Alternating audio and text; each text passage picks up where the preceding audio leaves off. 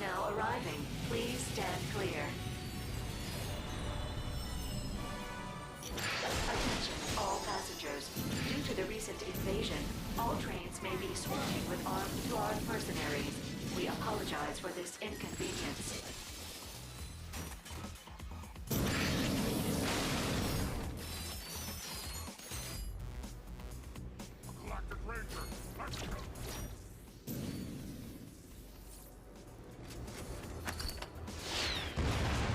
Attention, travelers.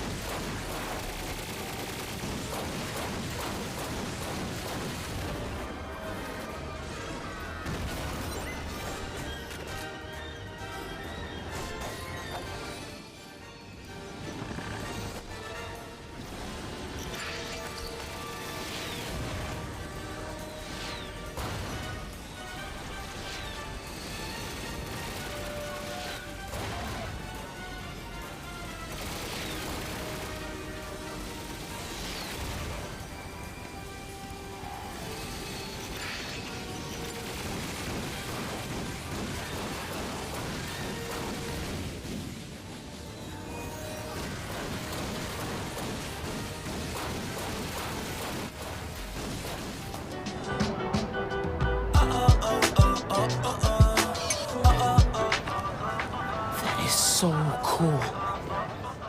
Miles Morales may just be finding his footing as a superhero, but his first solo game proves developer Insomniac has comfortably hit its stride with this series.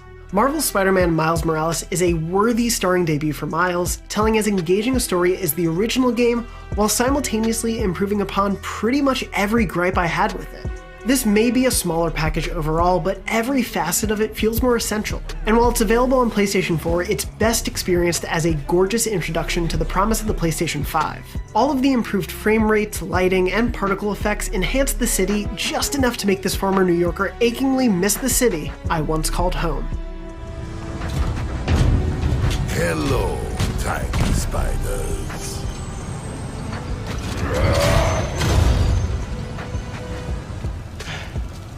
Actor Najee Jeter returns to the title role and gives Miles a sincerity, heart, and excitement that stands tall next to the other depictions of him out there, including Into the Spider-Verse. Spider-Man Miles Morales follows in the smart storytelling footsteps of the original game by ensuring the events of life underneath the mask come head-to-head with the Webhead's trials and tribulations. And while you're free to explore the full New York map from Spider-Man to take in its fantastic new Christmas time look and near-instant loading times, much of the story is rooted in Harlem. We get to know Miles' apartment as well as the neighboring blocks around him. And with militaristic tech conglomerate Roxxon building a new Plaza HQ in Harlem, this welcoming home neighborhood becomes the center of an engaging struggle as it fights to maintain its identity in the face of corporate takeover. Do you remember what we lost when Roxxon bulldozed this block? Miles Morales is a story worthy of its namesake.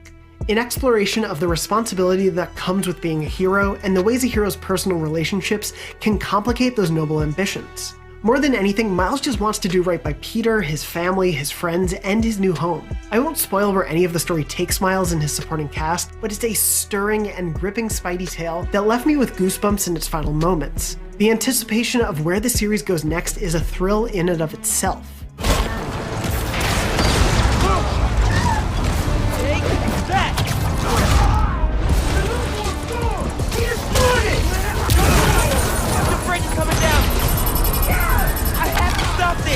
Slipping back into the swinging and fighting mechanics of Miles Morales was as comfortable as it was exhilarating. Miles controls largely the same as Peter when it comes to the basics, but beyond those fundamentals and some shared unlockable skills, Insomniac has done a flat-out fantastic job of adding depth to Miles' movement and fighting skills to allow him to stand out as his own character. Watching Miles' animations as he swings through the city is a treat. Speaking of, mind giving me a hand up here? Yeah, I got you. With combat, Miles has a few new tricks that mix up the fun. On the one hand, there's his bioelectricity attacks.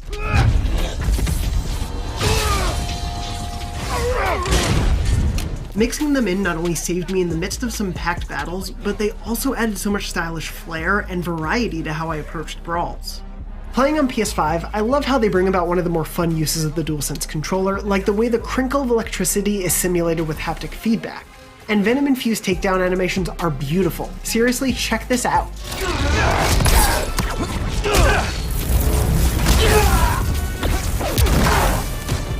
Add in Miles' cloaking ability, and suddenly any combat scenario can be transformed, even temporarily, into a stealth section. Also, I'm psyched that Insomniac actually addressed one of my larger gripes with the first game by making the various powers Miles can unlock with his new, awesome lineup of suits, or for his visor, more meaningful and interesting.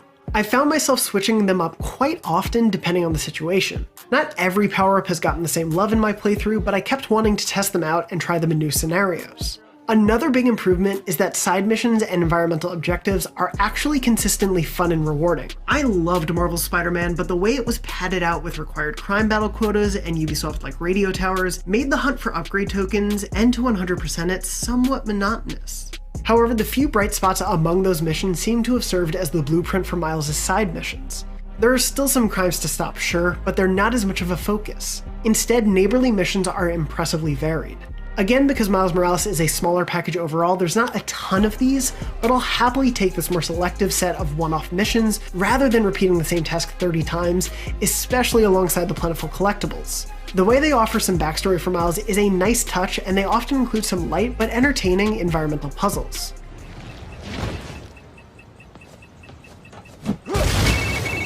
Hola, mijo. I wanted to tell you, my favorite food truck will be at the rally tonight. If you're planning on getting a PS5 anytime soon, I highly recommend waiting to play Miles Morales until you do. The added benefits of native 4K resolution and ray-traced lights and reflections provide such a stunning take on this already beautiful cityscape that it seems like Insomniac is just showing off. Sunlight cutting through the misty clouds and snow was unexpectedly breathtaking at the height of a swing in the early moments of my first playthrough, and the wow moments only continued from there. Switching over to the 60 frames per second performance mode, however, offers beautifully smooth web swinging and combat without missing out on too much of the world. Lighting is a little flatter and less dynamic, and reflections aren't quite as there, but doubling the frame rate is instantly recognizable and appreciated. And as much as I prefer playing in cinematic modes overall, the smoothness the mode lends to exploration is really tough to give up. I recommend it after you've toured the city and appreciated it at its most beautiful.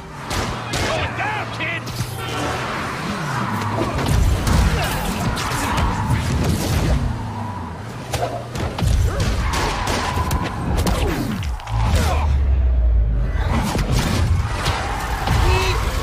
Marvel's Spider-Man Miles Morales may not be quite as packed with content as the original, but it stands out as an essential story in Insomniac's Spidey universe. It earns its spot as a fantastic follow-up, telling a wonderful Miles-specific story while improving upon the fundamentals of the first game with distinctive moves and enemies. And it's an excellent way to break in your new PlayStation 5. It looks spectacular, loads fast, and makes fun use of the DualSense controller, the directional audio, and more.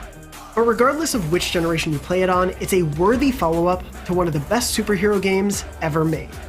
For more on Spider-Man Miles Morales, check out the first minutes of gameplay, the Into the Spider-Verse suit, and our review of the original game.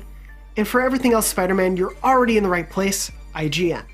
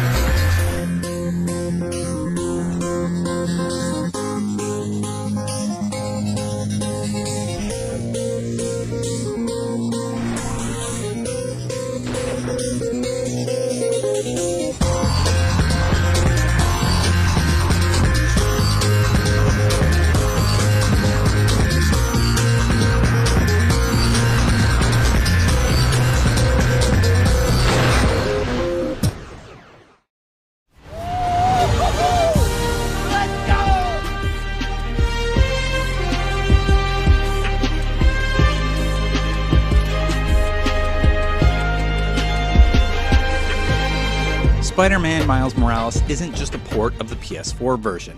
It's a testament to what the future of gaming can be on the PlayStation 5. Pushing Insomniac's proprietary engine with ray tracing at almost every turn, a nearly locked frame rate across both modes, impressively detailed surface maps and textures, and in fidelity mode, it's all at native 4K. Everything in Spider-Man Miles Morales shows that Insomniac hasn't been resting on their laurels and have instead been pushing their engine's technology to the next level, putting the PS5 to the test. One it passes with ease. This is my technical analysis of Spider-Man Miles Morales.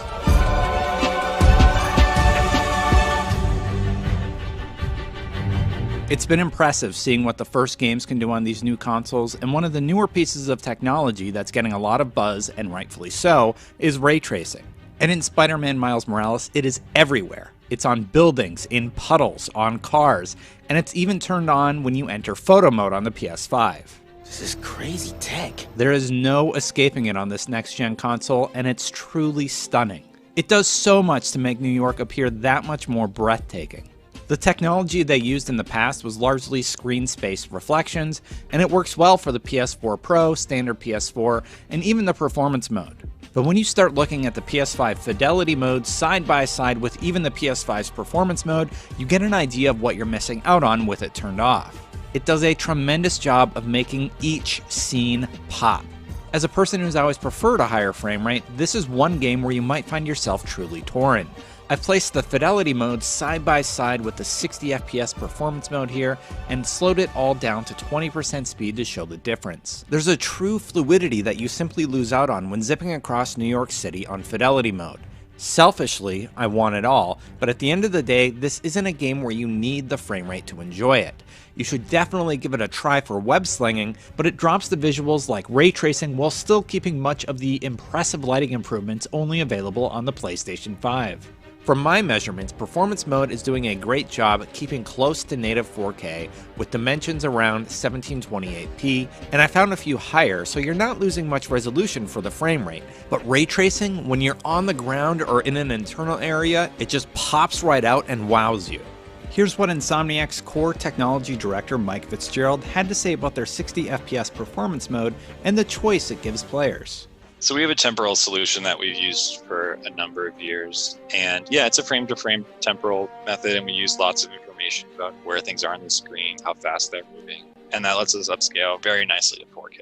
We have a really good method of blending between the resolutions when they flip, so you don't notice it. What that lets us do is really prioritize the frame rate over the resolution. I think the performance mode can go up to just under a full 4K, and then down into the 1700s. We've heard so much of, it's a really hard decision, but I think that's probably a good thing because it means we're giving different options for different, types of players. You hear some people are like, I'm definitely doing the ray tracing thing, and others are saying, no, I'm definitely doing the 60 frames per second thing. And so it's nice. SSR, or screen space reflections, are still used on all the other platforms, and it's implemented quite well. One place all modes use that is on the water, and you'd have to be looking really close to see the reflections disappear in the distance as you're zipping past at 70 miles an hour. And on Windows, the cube maps as you climb up are slightly more noticeable, as on occasion they won't reflect something like the giant Avengers building behind me.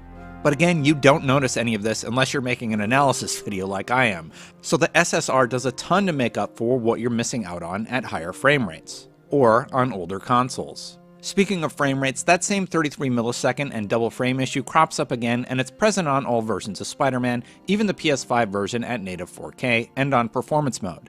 Here's what Insomniac had to say about this frame rate issue. One thing we do is we're really careful about camera cuts. We want to make sure you don't see cloth pops and things settling and things popping in afterwards, or any of the simulation type stuff that you usually do frame to frame. We don't want to do the camera cut and then have everything's be in a bad state, right? So a lot of what we do is pre-camera cut, simulate all the cloth in the scene for an extra frame or two, let some lighting settle and try and do it all behind the scenes before we show another one. And I bet there's some cuts in there where there's, we've ramped up a lot of the amount of cloth we're using in the game and stuff like that. And I'm almost certain that's what is happening there. And while you see these flutters in my analysis, it's literally one frame between camera cuts, and it's nearly imperceptible during gameplay on all platforms.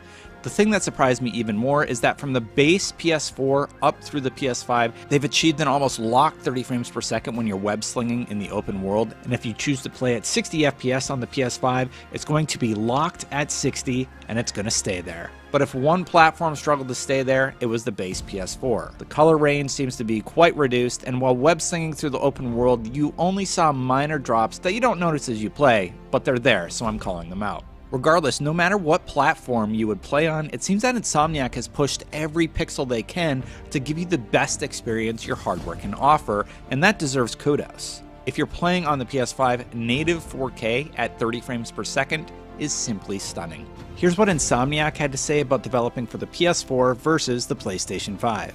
Yeah, so part of our work on this game was building in a robust sort of scaling system to have stuff run on all the different types of hardware. We have a lot of PS4 players on the base PS4, on the PS4 Pro, and we really wanted this game to be an awesome example of, tech on that hardware as well, and not only look at the PS5. The PS5 let us do more dynamic lights, obviously the ray tracing stuff that it's been focused on, but really just more nuanced dynamic lighting in general. And our lighting artists spent a lot of time in there saying, okay, we can turn these ones on for the Pro and these ones on for the 5. And okay, we need to compensate with this on the 4 if we don't have that in. And then HDR comes up, so there's all these different combinations of things. And we have some tools to help them manage that. Diving into some other technical aspects of Spider-Man, we can take a look at the character models on the PS5, which promise to have improved skin shading and spline-based hair, so it moves more naturally. Actually, the fur coat that Miles has on the subway in the opening is a really good example of this. That actually uses all this strand hair, and as you watch him walk around, you can see all the strands simulated. The city also has several improvements, including more characters on screen at any given time and a longer draw distance. I was able to catch their LOD system in action at a few points, like on this long city street.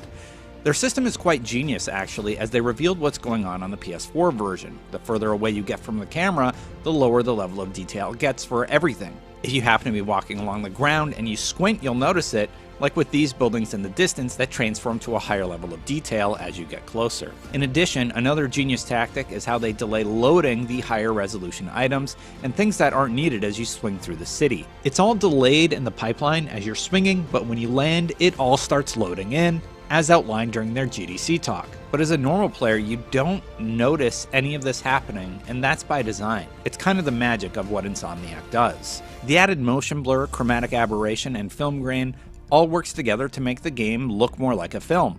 And now they've continued adding to all that with ray tracing, improved character models, and new technology on the PS5 that allows them to expand what they can render in any given scene. And the loading times are next to nothing when compared with older platforms. So all that means more textures, more people, more cars, more tech, and higher levels of detail in each scene.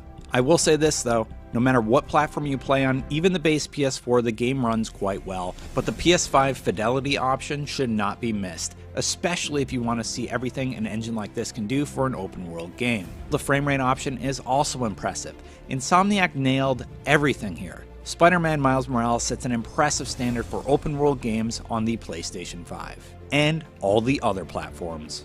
This is my second performance analysis piece for IGN, and I hope you liked it. I've been working to make better comparisons for IGN, so if you like this one, consider checking out my look at Gears 5 and the technology they've implemented to make it run at 4K 60 frames per second with the Xbox Series X. These take a ton of time and research for me to do, so with all honesty, just thank you for watching. Stay tuned for my next performance analysis across both next-gen platforms, where we'll focus on a certain Megaton shooter I'm sure you all love.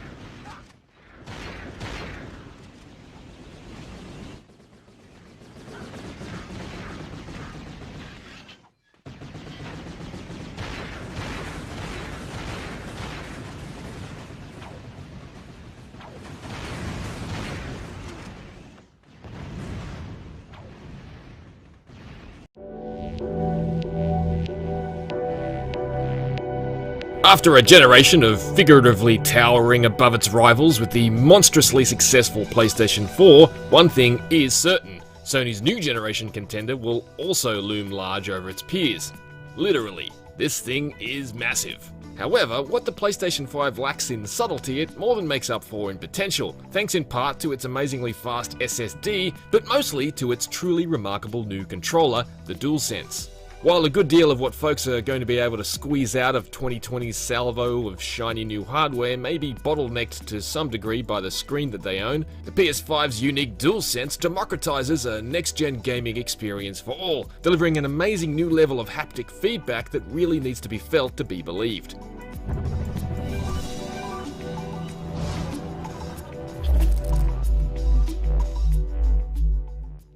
Make no mistake, the austere and unceremonious nature of the box and packaging is in stark contrast to the PlayStation 5 itself, which is far and away the most flamboyant looking console I've ever owned.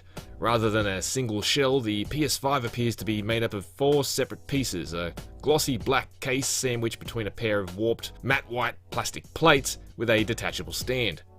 I'll happily concede the PS5 does look a bit better in the flesh than it did in the initial product shots. The matte off-white finish to the plates is actually a lot nicer than I feared it would be, and the sloping vents flanking the strip of glossy black plastic that wraps around the edge of the unit are eye-catching. The problem to my eye is that the gradually widening black strip on the front and the flappy overhanging plastic corners makes the PS5 look a little bit like a piece of luggage that's stuffed too full to zip up properly. And the irregular curves remind me more of a cassette that spent a hot summer's day on a car dashboard than a PlayStation. It's obviously not the first white games console, but in concert with its sheer size and shape, it's surprisingly ostentatious for something designed to sit beneath or beside black televisions, black soundbars, black subwoofers, and a generation of black AV equipment and gaming hardware. It's a bit showy, and in a world of generally sleek and simple tech, it looks a bit out of place, like 2006's vision of 2046. On the front, you'll find access to the Ultra HD Blu-ray optical drive, a high-speed USB Type-A port, and a super-speed USB Type-C port, as well as the power button and eject button. These buttons are adjacent to each other, but the eject button is noticeably smaller, so if you're anything like me, there's now hope of not spending an entire generation trying to remember which button is which. On the back, there's the figure 8 power connection, an HDMI out, 2 super-speed USB Type-A ports, and an Ethernet port. Unlike the PS4, the PS5 does not feature an optical audio out. The stand is necessary because the misshapen nature of the plates means the PS5 can't sit flat on its side properly without it. It has a pair of small hooks which loosely clutch the back of the PS5 and a rotating base. Sitting flat, the console is simply perched on the stand without any additional fixtures. The base can flap around and slip left, right, or even off entirely, but that's something unlikely to frustrate unless you're regularly moving your console from place to place. Positioned vertically, a single screw is required to affix the stand to the console to prevent it from falling out of it. The slotted screw comes stored in the stand itself and is easy to install. If you don't have a flat screwdriver, a knife, or even your thumbnail will suffice. Appearances aside, there is one element of the PS5 that can't be as easily ignored, and that's the sheer size of it. Positioned vertically and perched atop its stand, the PS5 is about 40 centimeters tall, or 16 inches. With the stand switched, that figure is a fraction less when positioned horizontally, coming in at around 39 centimeters, but even in this orientation, the PS5 is still just over 11 centimeters high, or 4.5 inches, at the point where its top plate curls skyward. That's bigger than the grill-sized PS3 or the VCR-like original Xbox One. It's even bigger than 2 original PS4s stacked on top of each other. There are only 2 bigger white appliances in my house. One washes my clothes and the other keeps my butter cold. The PS5 fits in my furniture, albeit with the subtlety of a Humvee squeezing through a drive-thru, but may not fit in everyone's setup. It's quaint that this year's biggest console comes from the land of capsule hotels and K-cars, and it's the American console that's more compact by comparison.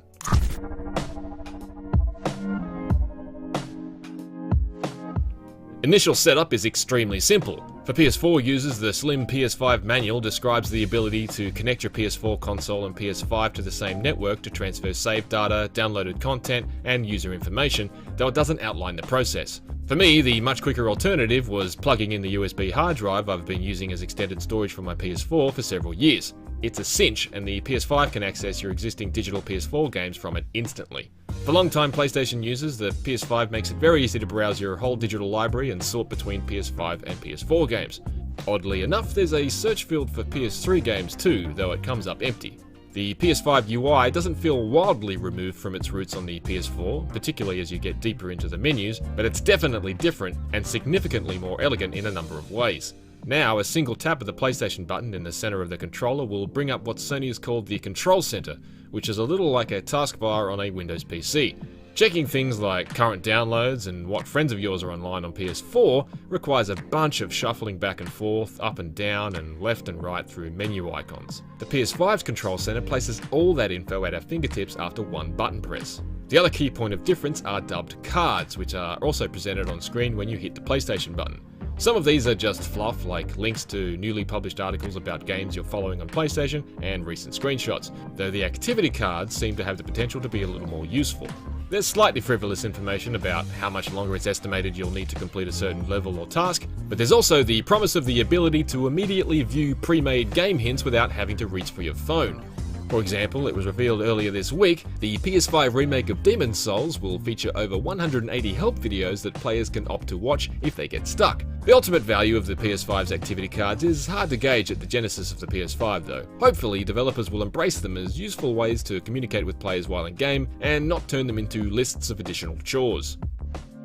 There's other interesting stuff sprinkled throughout the PS5's UI too though, from a global setting to invert the Y-axis by default like the Xbox 360 used to do, to the ability to watch a friend play a game picture-in-picture while chatting to them as you play something else entirely. I'm not a particularly proficient multitasker, so I can't say I'm very interested in the latter, but the former warms my old school upside down heart.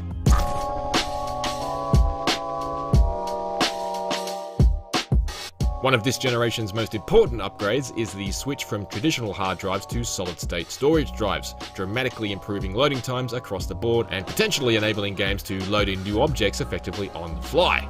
The PS5's SSD can read 5.5 GB in just a second, which is on paper twice as fast as the Series X. In practical terms, it means I could go from powering up from a complete shutdown to perched on top of whatever Manhattan building I last left Miles Morales on in a mere 45 seconds. That still leaves time to tap your toe, but once I was in-game, the time it takes to go from selecting a save to load to actually swinging through Spider-Man Miles Morales' open world is basically a blink. After generations of watching progress bars inching across a screen, it's pretty stunning stuff. I thought that was going to be the game-changing feature of the PS5, but to my surprise, it's really the DualSense controller that boasts the biggest potential. It may feel fairly similar to the DualShock 4 at first touch, but it didn't take me long to realize it's really an incredibly impressive new beast entirely. Largely the same shade of white as the console itself, the DualSense is just a fraction larger than the DualShock 4 and has a more premium look, particularly in the translucent buttons which have an almost glass-like appearance. The options and create buttons are also more raised than they are on the DualShock 4, so they're far easier to find without blindly rubbing your thumb beside the touchpad until you find it or glancing down. The DualSense also has a built-in mic, making headsets unnecessary, but it still has a 3.5mm jack for those who prefer to use them. The charging port is USB-C. However, it's what's on the inside that makes all the difference, and the range of haptic feedback the DualSense can provide is quite astonishing. Nuanced rumble travels from palm to palm and with a wide spectrum of effects, from almost imperceptible pulsations to massive vibrations. The triggers not only buzz with force feedback like the Xbox One controller, but also fight back and introduce a brand new layer of immersion. It's seriously remarkable. The pre-installed platformer Astro's Playroom is a pretty wonderful tech demo for the DualSense and well worth experimenting with. It's a rich and fabulous demonstration of the new level of feedback the DualSense can output, and an adorable tour through PlayStation's long hardware history to boot. For a hardware generation jump that's currently muddied with a lot of cross-gen content and an overall feeling of something more incremental than the often seismic shifts we've experienced previously, the DualSense has emerged to me as a bit of a revelation. I've had to plug it in to charge every second day since getting the PS5, but it's worth it.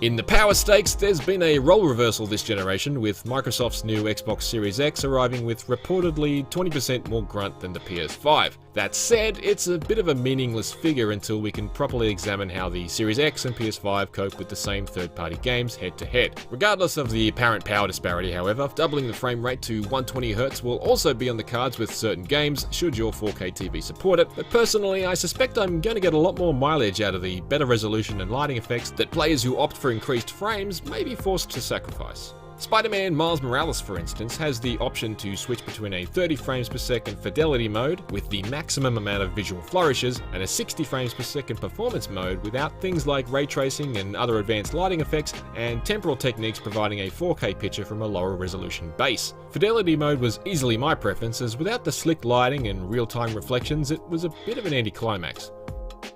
Despite all that horsepower under the hood, the PS5 is impressively silent, and IGN's testing is pegged it at a virtually inaudible 44 decibels at 58 degrees Celsius in the midst of Spider-Man Miles Morales. It's a refreshing change from my current PS4 Pro. Booting up Marvel's Spider-Man on that makes it sound like it's ready to be catapulted off an aircraft carrier. Unfortunately, one of the PS5's key strengths, its lightning-quick SSD, is also one of its weaknesses. It may say 825GB on the box, but that translates to just 667GB of usable space, which is significantly smaller than the Xbox Series X's 802GB of usable space. There's room for maybe a dozen games, and even fewer if they're anything like current generation behemoths like The Last of Us Part 2 or GTA 5. As I mentioned, you can carry on using any external hard drive you may have already been using in your PS4 and continue to play PS4 games off of it, but PS5 games can only be played when installed on the SSD. And while you can open up the top lid of the console to install an additional SSD for more internal space, there are currently no Sony-approved drives on the market. PS5 games can be stored on an external HDD but need to be copied back to the SSD to play, though the near instantaneous loading times for PS5 games may make this palatable. However, it's worth noting that losing time later to the task of moving stuff around when my SSD invariably fills up may feel a bit like robbing Peter to pay Paul.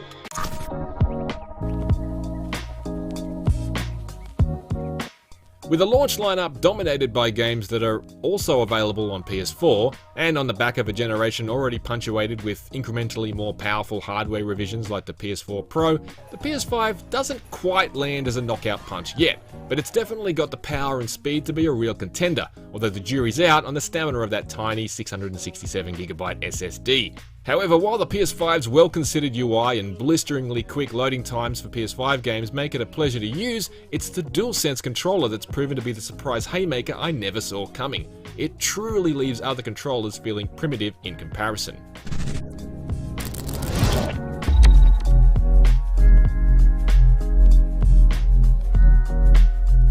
For more on the PlayStation 5, check out our in-depth review of the DualSense controller and our full unboxing video. For everything else on the new generation of gaming, stick with IGN.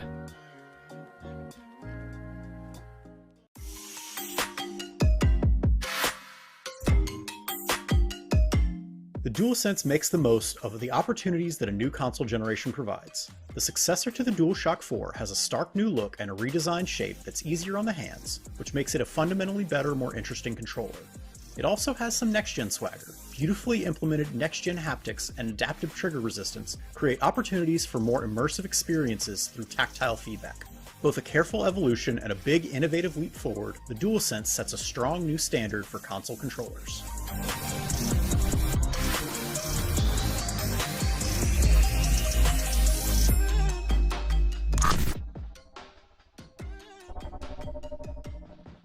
Though the overall shape has changed just slightly, it has longer, beefier handles which rest and fit in your hands better because there's simply more controller to grip. Weighing 282 grams, it's considerably heavier than the DualShock 4's 215 grams. That weight is well balanced though, and ultimately leads to a more comfortable feeling as you hold it.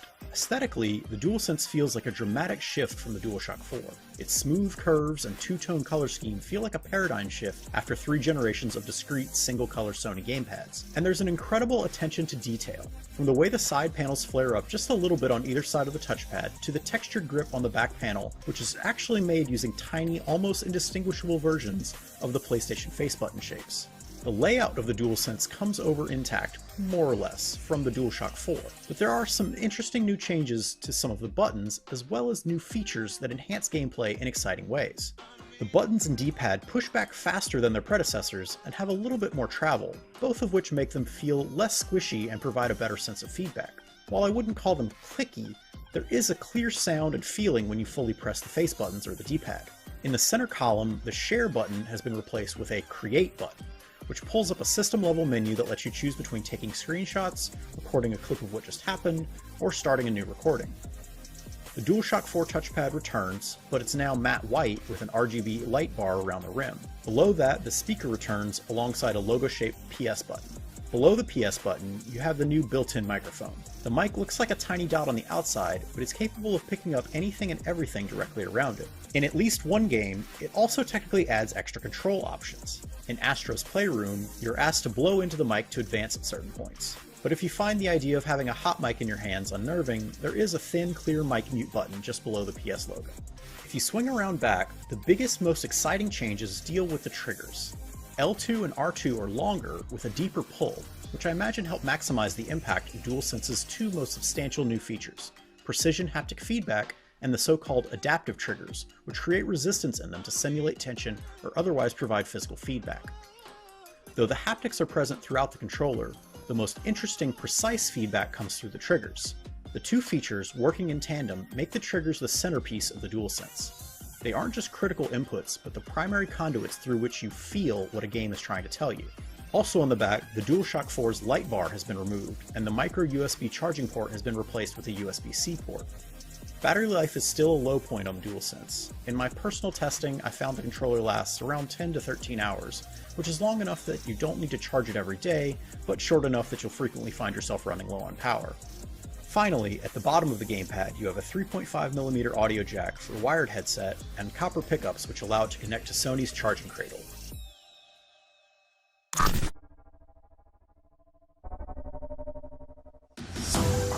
The leap from the DualShock 4 to DualSense truly feels like a next-gen experience. In playing some of the PS5's launch lineup, including Astro's Playroom, Spider-Man Miles Morales, and Bugsnax, the refined design and new features of the DualSense do wonders for PlayStation gaming. Independent of the new features, the DualSense is Sony's best controller to date. Its larger chassis and longer handles fit better in your hands, making it easier to hold for long stretches. Its buttons are more responsive and have a more satisfying press. And the grip, while only very slight, is enough to hold your hands in place even when they get sweaty. Even if it couldn't do anything new, it would still be a huge upgrade. But of course, the DualSense does do a lot of new, very impressive things. Astro's Playroom, which serves as a showcase for the DualSense's new and old features, shows all kinds of ways in which the haptics and adaptive triggers can be used to make games more immersive and provide a natural sense of feedback. When Astro draws a bow and arrow or gets ready to slingshot himself into a catapult, you can really feel the tension grow in the triggers as you hold it down, allowing you to naturally gauge how charged the launch will be. In another moment, a large creature walks towards Astro, and you can feel what direction it's coming from and how close it gets based on how the controller vibrates. To me, the most impressive use of the haptic feedback was purely immersive. In the opening cutscene for Spider-Man Miles Morales, Miles rides the subway and you can feel the train shifting and tilting on your fingers. The rumbling sensation in the controller diminishes and intensifies as the train turns or shakes because of the train's speed. In theory, the DualSense's microphone is a great equalizer, as it means that every PS5 player using a DualSense always has access to a microphone. In practice, the built-in mic works fine in a pinch, but it isn't a replacement for a good headset. The mic can clearly pick up your voice without having to move the controller too close to your face, but it'll also pick up any noise in your immediate vicinity, like a phone ringing or the sound of a mechanical keyboard typing notes. The bigger problem I found was that the incoming chat audio from other players comes in through the DualSense's internal speaker when you're using the controller mic. While the microphone could hear me easily, I found it difficult to hear my teammates over the game audio coming through the TV. Playing on the PS4 version of Apex Legends on my PS5, my partners and I had to rely primarily on non-verbal communication because I couldn't always hear them over the sounds of a firefight.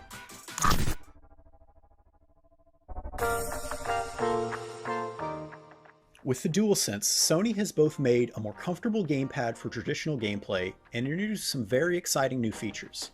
The haptics and adaptive triggers make an immediately noticeable difference in games that make use of them, and they offer the exciting potential for new and interesting gameplay experiences. Except for battery life, which remains a weak point, the DualSense controller is everything that you want to see in a next-gen upgrade. For more PlayStation coverage, be sure to check out our reviews of the PS5 and the Pulse 3D headset. And for everything else, keep it locked to IGN.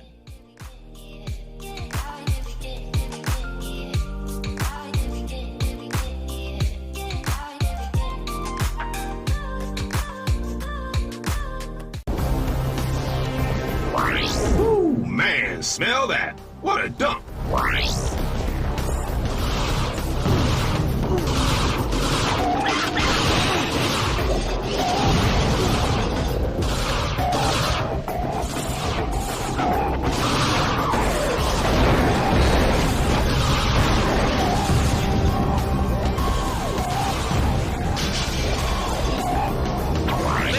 choice of 2 different paths. Which way will they go?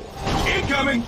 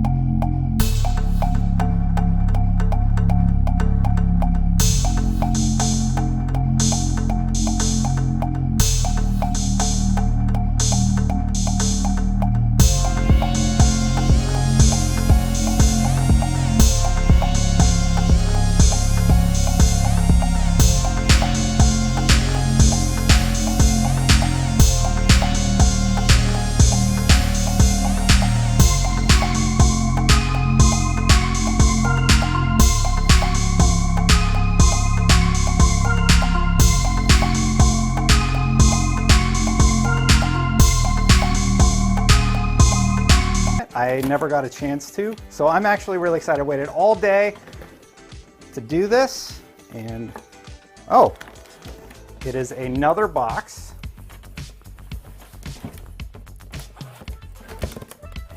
All right, so the first thing that you see on the inside is the power cable. You have the new controller and the manuals. Ooh, yeah.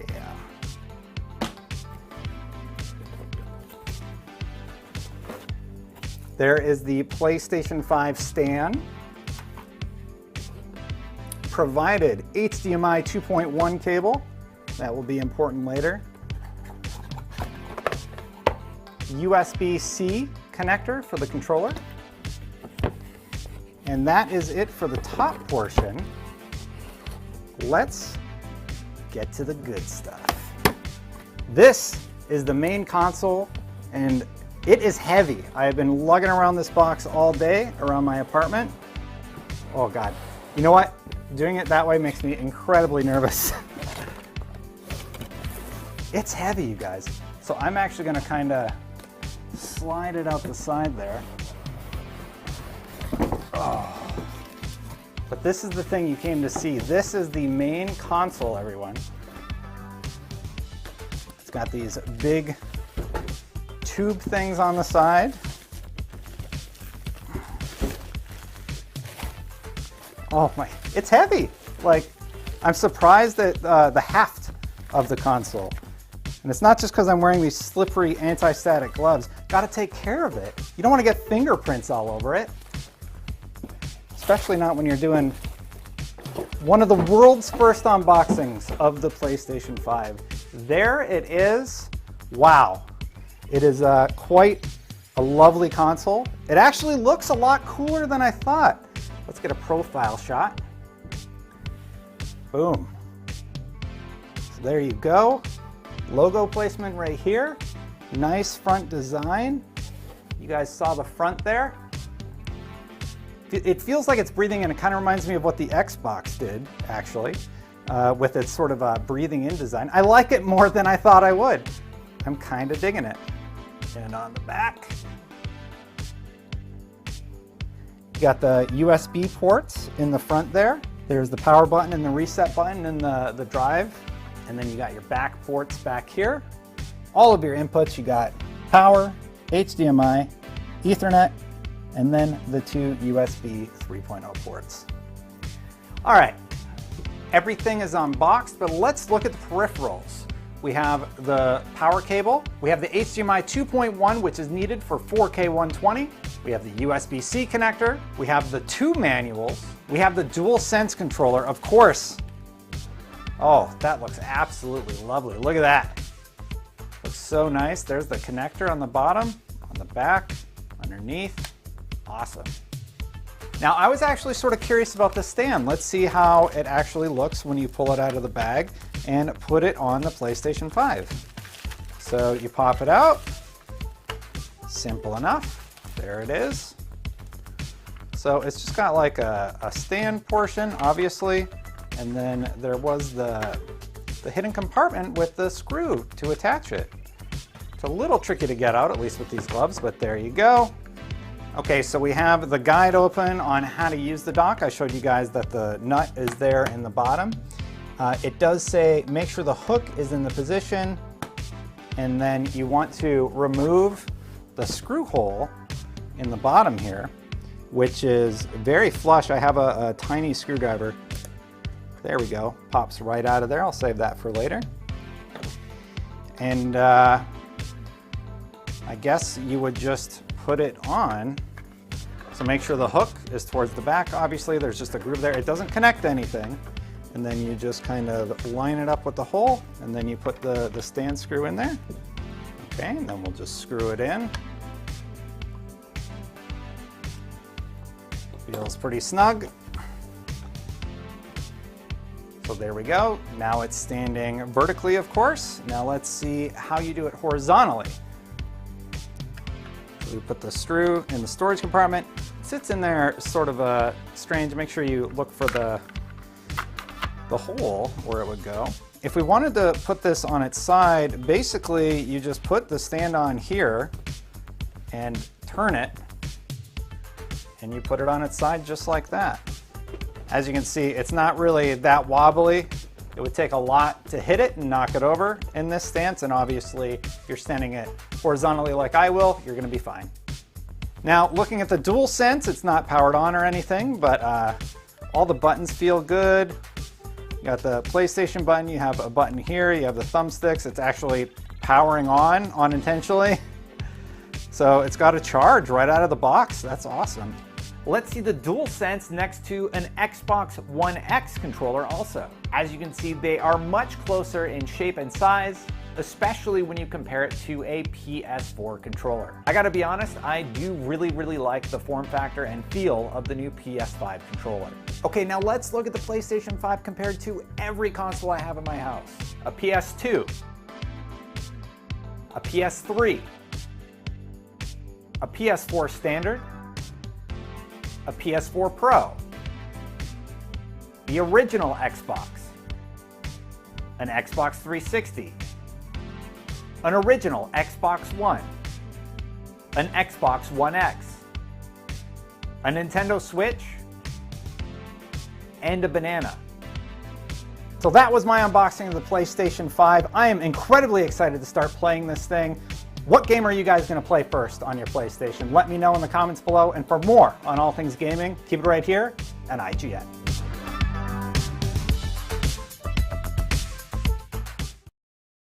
This game has not yet been rated. Ratchet? Clank? I've got a bit of a situation here at the Planetary Defense Center. Nothing I can't handle, mind you. Just a few thousand heavily armed robotic commandos. For two legendary heroes, there's nothing like an intergalactic invasion. Please enter the number that best describes your emergency. To start the day. I believe you may be their intended target. You think? Now they're leaving home. Ratchet, look out! Oh no! Well, looks like we're going on foot. Exploring new worlds. Where are you going? It's a shortcut. Trust me. And discovering that Ratchet's past is the key to their future. So you're a Lombax who doesn't know the Lombax secrets? That's so... ironic? I take it he's the smart one.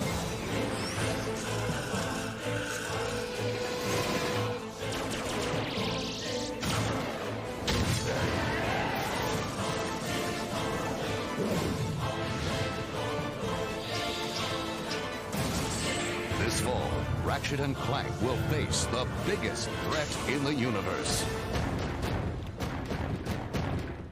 Is this about those parking tickets? Ratchet and Clank Future, Tools of Destruction.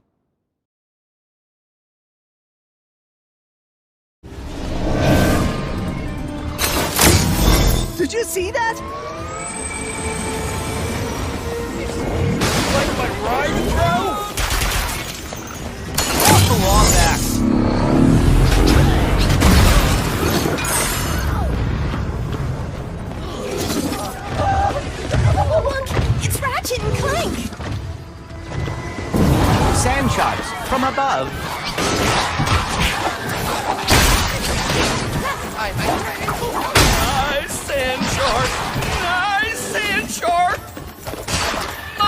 heroes! Might as well. Was that a kraken? Or at least a very large octopus.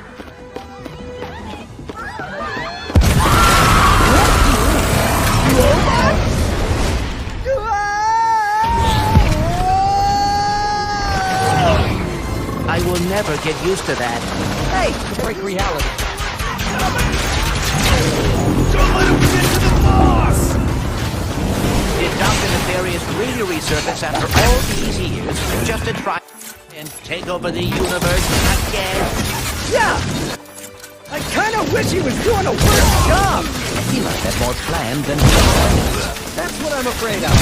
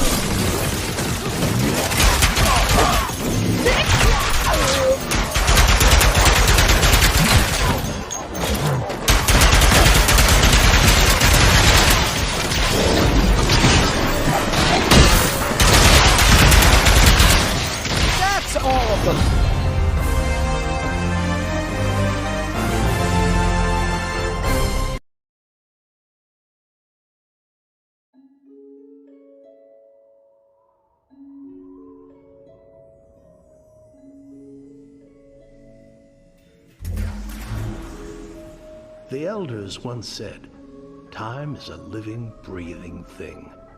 Powerful, beautiful, and oftentimes cruel.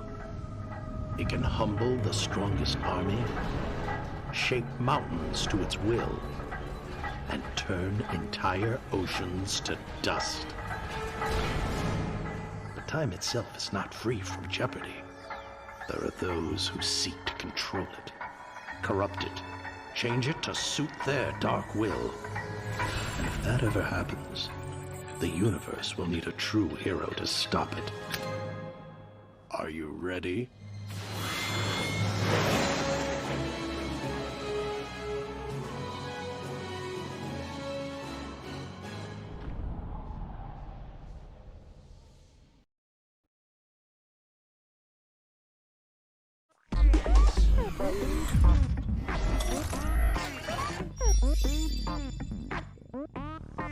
The PlayStation brand has had its fair share of cute and cuddly mascots over the years, but few stand out like Ratchet & Clank.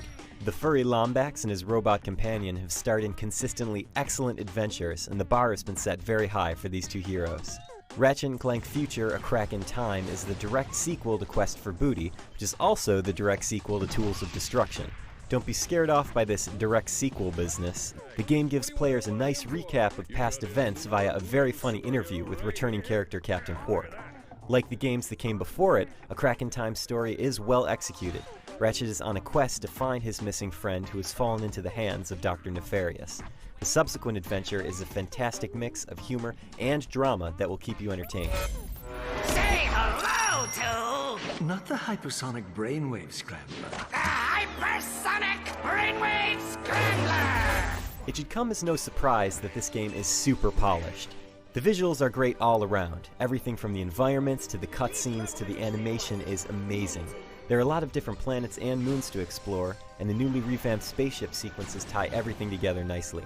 Even though all the main components of the game are excellent, it's still the little things that make it even more special. For example, each gun in the game gets a little animated instructional advertisement from GrumbleNet, and they are hilarious. The folks at Insomniac didn't have to go through the trouble of including these videos, but they did. It's that kind of detail that makes this universe a pleasure to experience. Kaboom! Problem solved!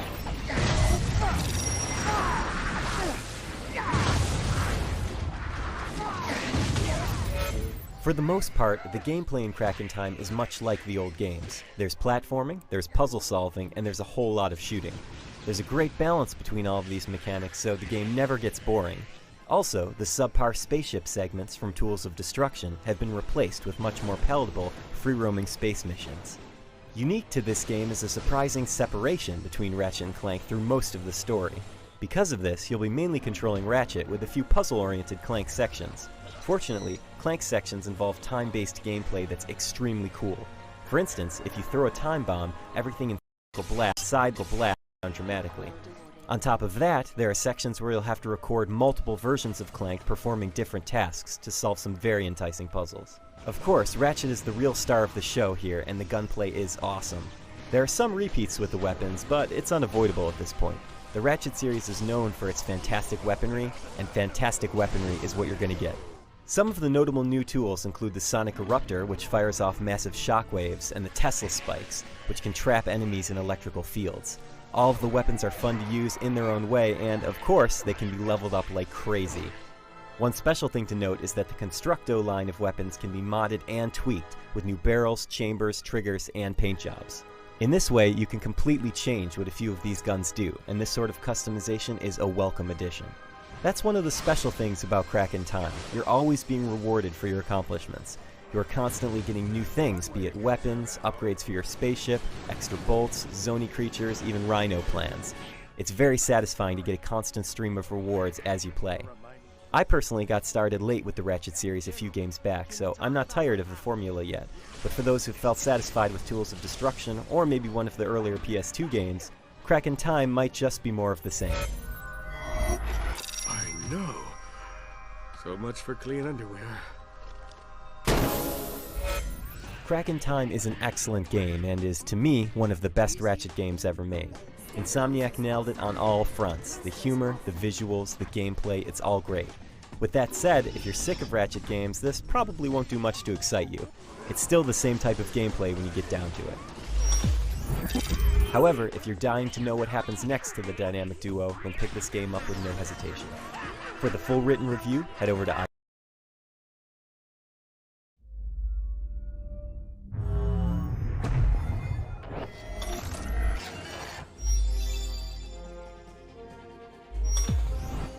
I joined the Ratchet & Clank fan club pretty late, but man, what a great decision. I love Tools of Destruction and A Crack in Time, but Ratchet & Clank All for One is way different than the others. This is the first time we've seen cooperative multiplayer enter the series. You can finally control Ratchet, Clank, Quark, and the one and only Dr. Nefarious on a quest across the galaxy. Multiplayer adds a new, fun flavor to the familiar action, but the Ratchet formula had to be tweaked in the process. Yes, there are a few disappointments, but at the end of my journey, I can still look in the mirror and say, man, I am so glad I joined this fan club.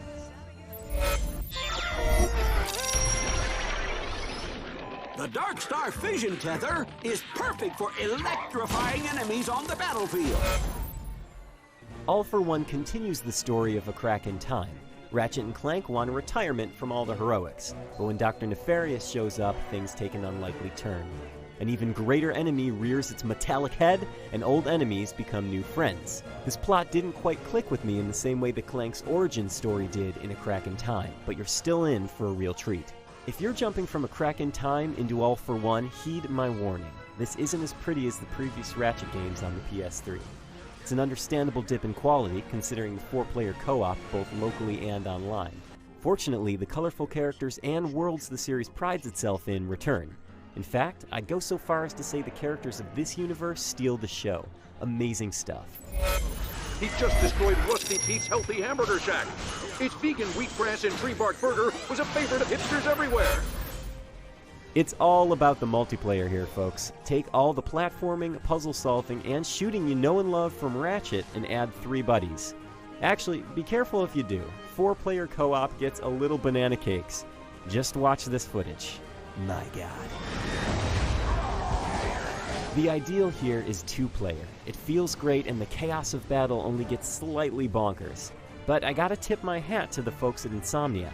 I played the majority of All for One solo, and the AI-powered Clank did a mighty fine job keeping up with me. Barring a few horrible, horrible deaths, Clank did exactly what I needed him to do, and All for One stayed enjoyable from start to finish. Mainly thanks to my old vice, bolt collecting. It's the sweet, sweet money of the Ratchet universe, and it is addictive and glorious. You can probably predict the complaints I have with All for One. When you take a franchise that enjoys full 3D environments and lock the camera to a fixed and occasionally inconvenient position, you feel restricted. It works and facilitates co-op, but I didn't have the same sense of freedom and wonderment as I did with A Crack in Time. Also, there were a few glitches here and there that frustrated me, including a nasty pair during the final boss. But I got through it and rejoiced in a few ending twists. Analyzing. Ah, yes. These figures seem optimal. Very promising. Did I enjoy playing Ratchet & Clank All for One? You bet. The game shines when it calls for players to work together to solve puzzles and beat the bad guys. The world feels a little more restricted thanks to that locked camera, and a few glitches and some slowdown roll through now and then. But I encourage you guys and gals to play through this one, especially if you have a friend interested in hunkering down for the long haul. For more on Ratchet & Clank All for One, you know what to do. Hit IGN.com.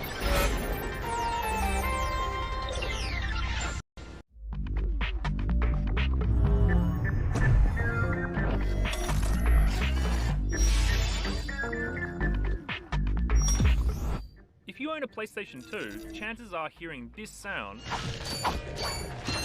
brings back a lot of fond memories. Yes, that's the jangle that follows you everywhere in Ratchet & Clank. The sound that signifies you're getting richer with every step, and that new firepower and good times are just around the corner. Before Insomniac was known for its creative weapon design in Resistance, it was famous for its creative weapon design in Ratchet & Clank, a series of action platformers that were charming, fun, and packed a visual punch. This ship is amazing.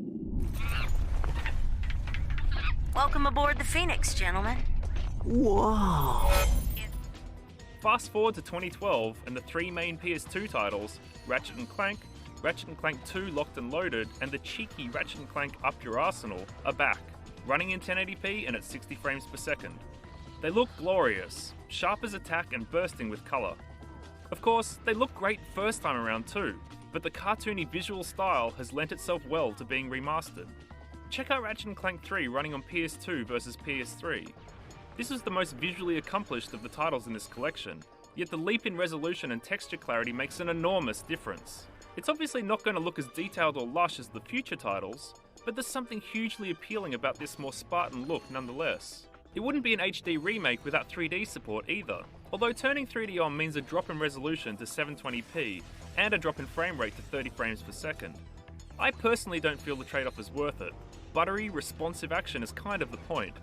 And for my money, the 3D mode isn't as comfortable a viewing experience.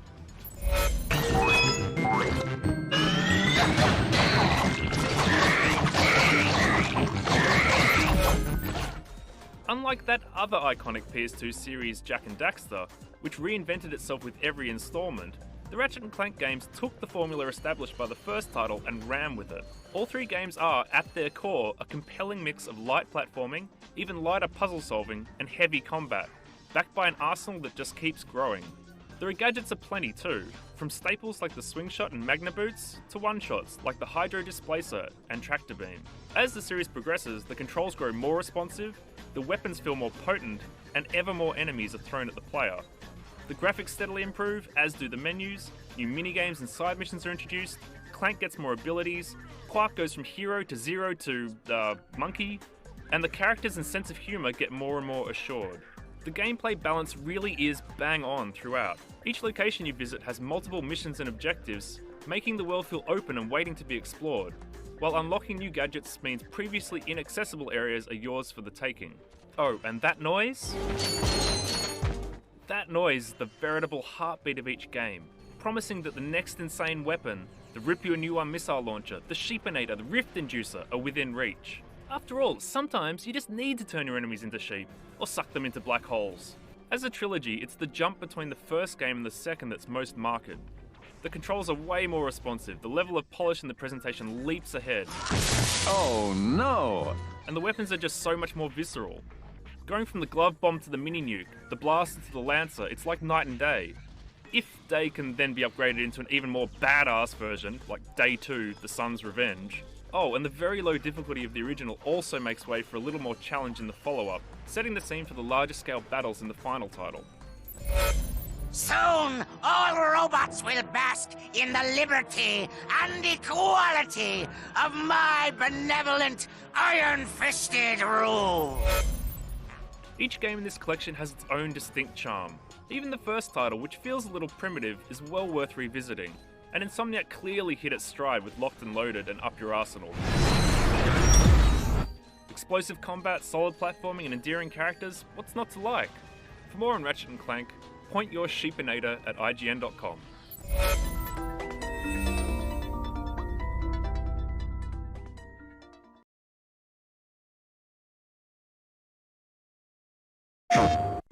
The universe looks at you and sees a hero. But do you know what I see? A coward. Someone who lost the guts to find his race. My brother's going to find me, and he's gonna hurt all of you. Sir, we are within striking distance of the Nebulorks. Bye, Ratchet. I'll see you soon.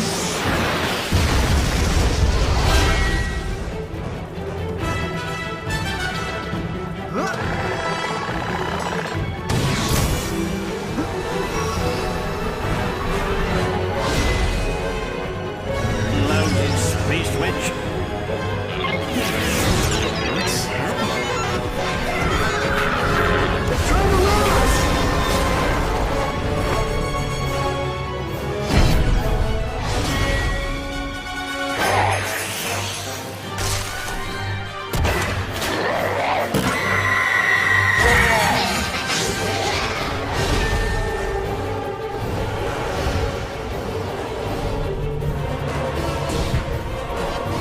Fire army lines on my mark.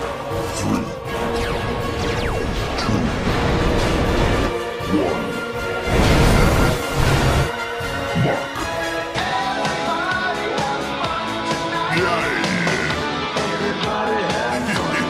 Whoops. Wrong button.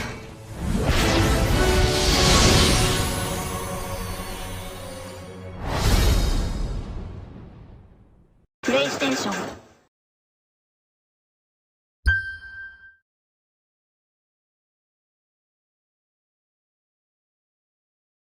The universe looks at you and sees a hero.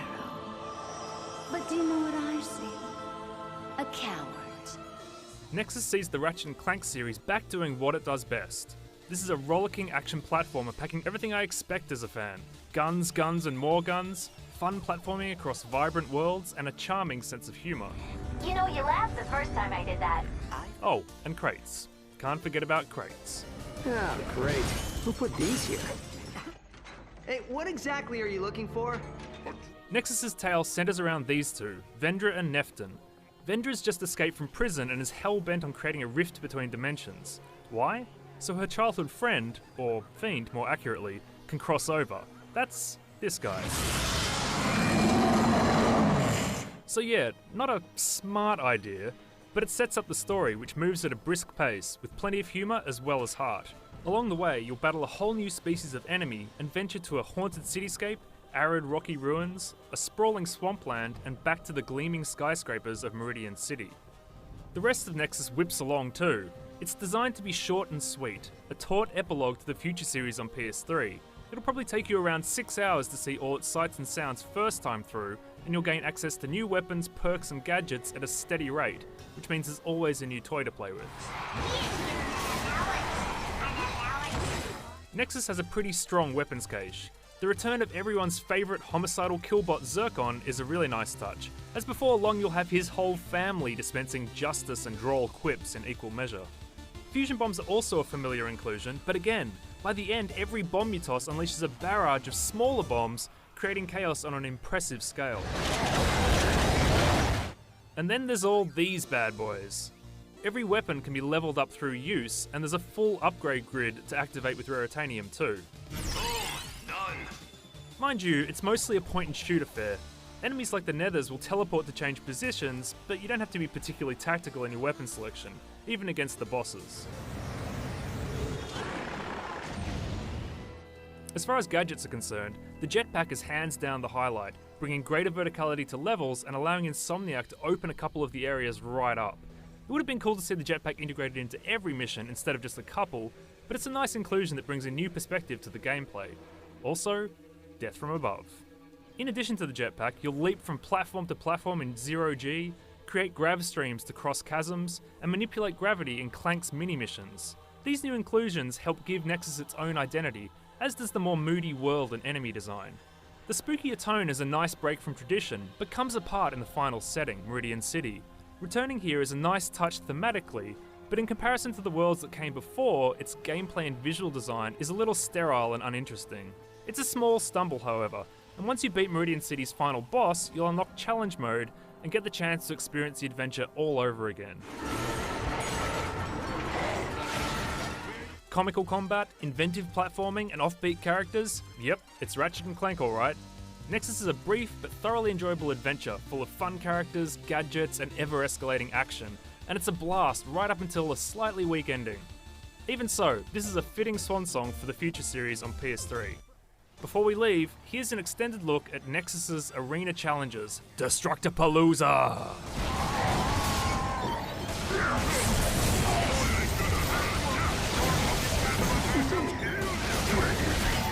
Thanks for Lex Corporate HQ. We'd like to remind you that if you're not participating in today's event, you should be out killing something.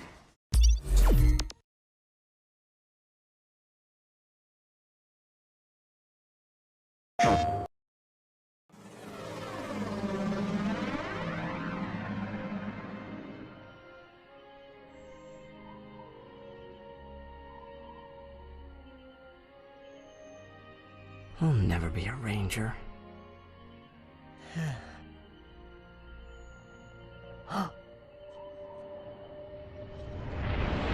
What?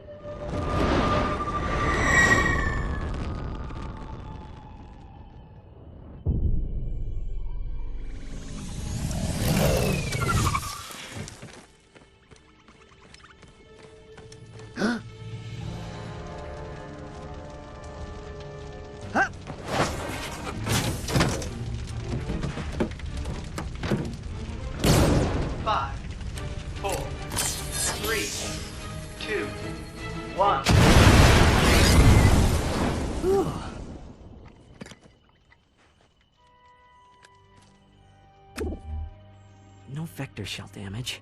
Sister board appears to be intact. I must get to Alero City. They are in danger. Whoa, whoa, whoa. Hey, who's in danger? An army is coming. I must warn them. Hang on. Slow down. You've been in a crash. What do you say we get you back to my garage? I'll run a diagnostic and have you fixed up in no time. Thank you. I appreciate the assistance. It's no problem. So, what do I call you? I suppose my proper designation is Warbot Defect B54296. Maybe I'll just call you Clank. My name's Ratchet. Up and down. Yeah, there you go. You're a natural. A million thoughts raced through Ratchet's head.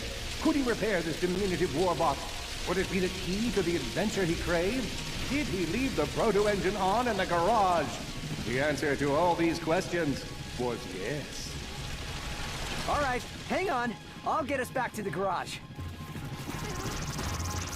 Large gaps were child's play to Ratchet. All he would need to get across is a trusty swing shot and a little bravado.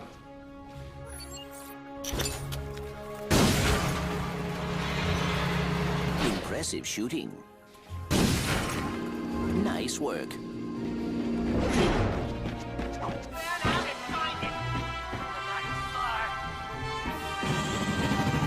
You're going down, Lombax!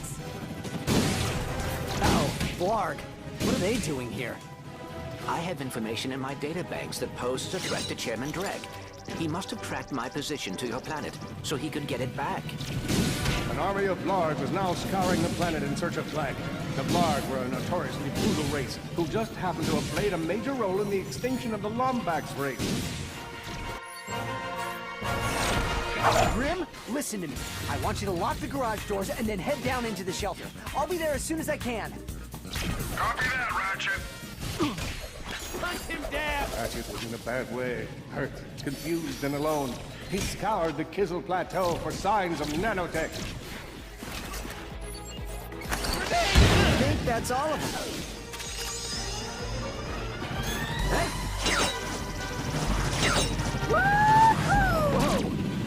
our dropship? Correct. Model X-6C to be exact. Also known as the dropship of death. Great. Well done, Ratchet.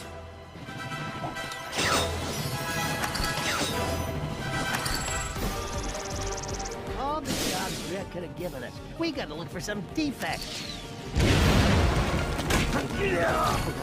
The blondes are all over Grimm's garage. Grimm, are you okay? I'm fine, kid, but I ain't opening up till the coast is clear. Just hold tight, Grimm. I got this.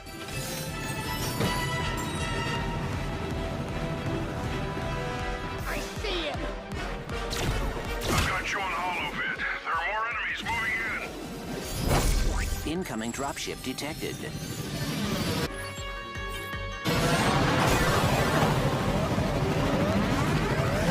Warbots. I'm down in the shelter. Ratchet, this place is a mess. Disassembled weapons and engine parts everywhere. Didn't you tell me you were gonna clean it up last week? Yeah, sorry about that. Got held up on a project. Beginner's Guide to Quantum Burst Engines. Just throw that anywhere. I have it bookmarked. What's this? Fun with singularities and other cataclysmic events. That's really more for educational purposes. It is always good to meet a fellow academic. All right, Grimm. Coast is clear. Can you open up? Ratchet, what in Sony's name just exploded? Sorry about that, Grimm. Listen, get my tools ready. I just found something in the desert I need to look at. Interesting. What kind of factory is this? This? No, this is just a garage. Lived here since I was a kid.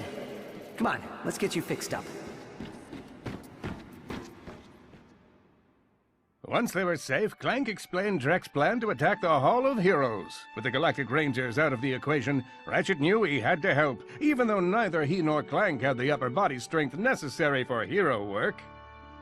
I can totally help. Oh, I could not ask a civilian to get involved in something so dangerous. Well, no, I'm not just a civilian. The Rangers are actually my, friends.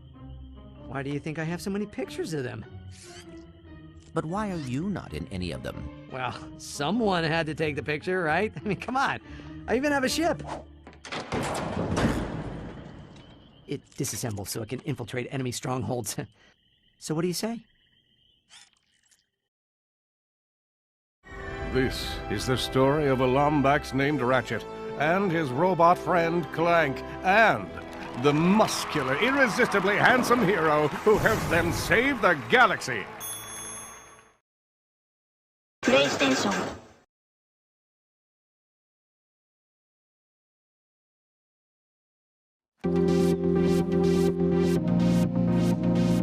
Insomniac's Ratchet & Clank on PlayStation 4 is one of the most charming, creative, and rewarding adventures in recent memory.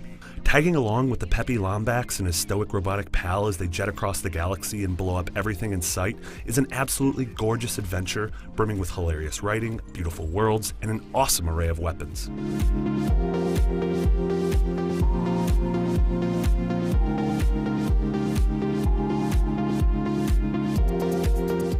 Back in 2002, the original Ratchet attempted to capture Pixar's magic formula of colorful worlds, expressive characters, and nuanced jokes that could be appreciated differently by fans of all ages. Cut to 2016, and Ratchet on PS4 has finally cashed in on all of those promises. Just look at it.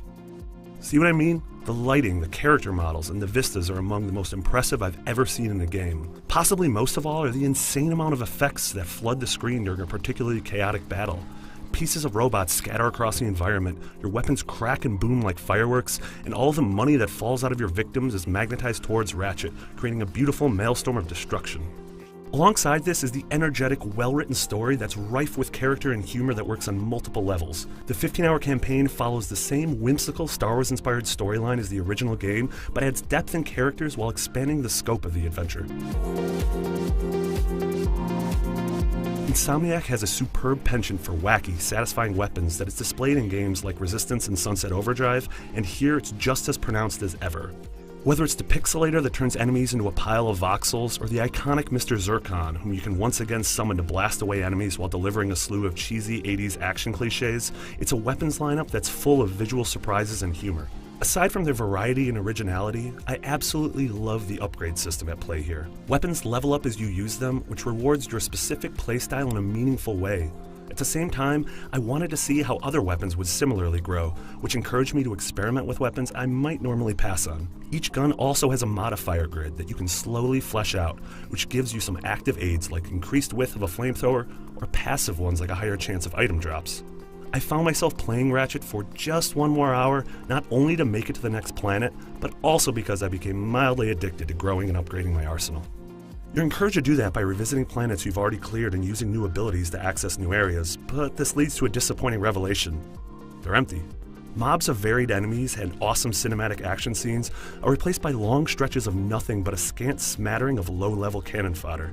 I wanted and was encouraged to go back and find all the hidden bolts that unlock cool extras, but I couldn't help but feel like I was visiting the set of a summer blockbuster years after the cameras had stopped rolling.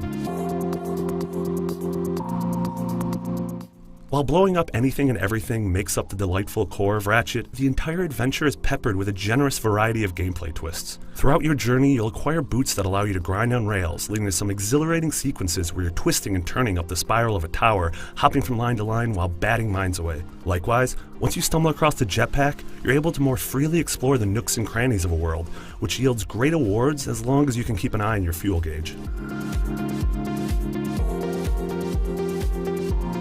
Ratchet & Clank is a culmination of everything Insomniac has done with the series over the past 14 years. It takes the characters that we fell in love with long ago and sets them off on their most gorgeous quest yet. The deep, rewarding weapon system, beautiful and varied worlds, and charming as heck story make an adventure that anyone with a PlayStation 4 should strap in for. For more on Ratchet & Clank, stay right here on IGN.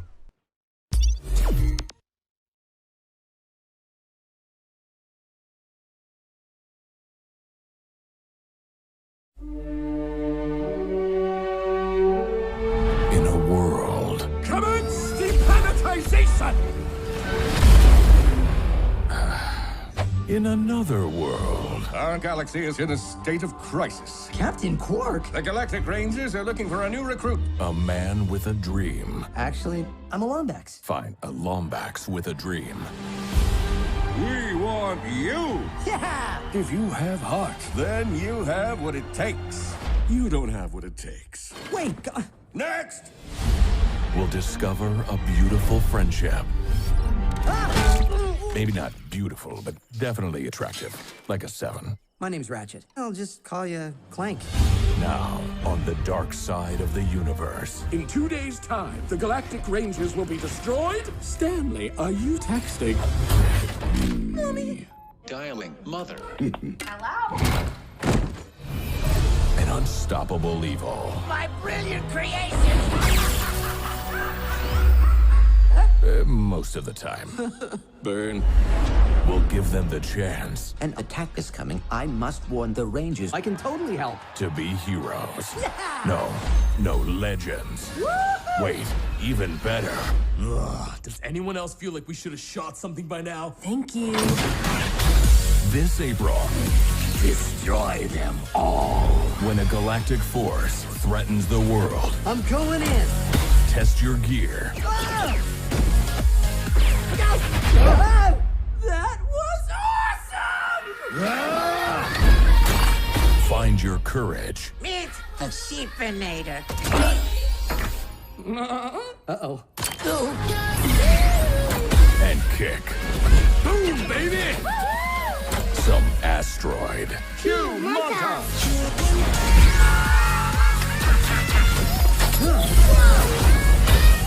Ratchet and Clank. It is curious that the sudden cessation of velocity did not cause either of you to... Oh, dear. Don't worry, Cadet. It happens to the best of... Oh, that was terrible. It's stop!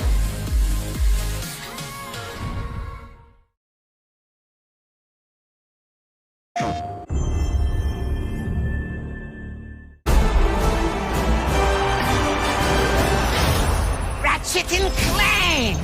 What a wonderful surprise! What do you want, Nefarious? We're going to a dimension where I always win!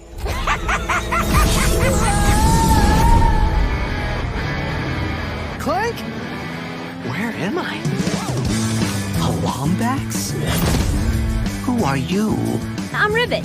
Let's go for a ride. Wait, I have to find my friend.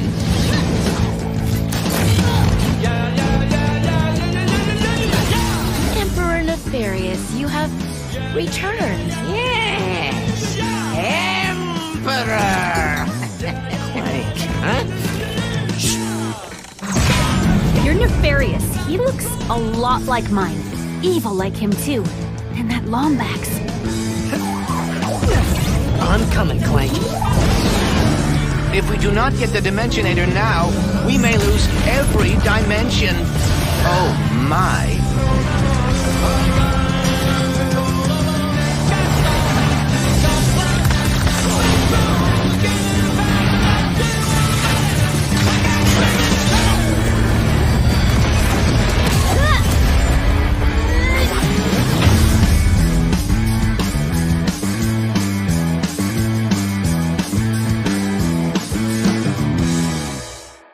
PlayStation. Did you see that?